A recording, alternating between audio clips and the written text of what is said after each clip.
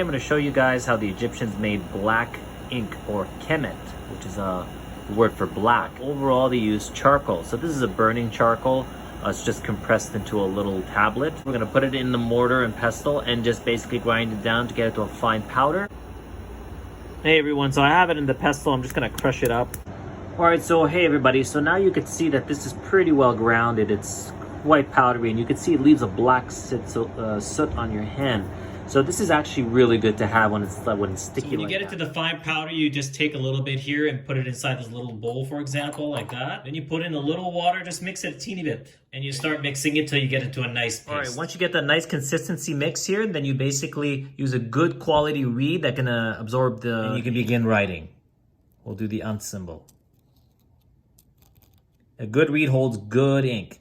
And there you go. Enjoyed this video and you learned a little bit about how to make black ink. Thanks for watching, guys.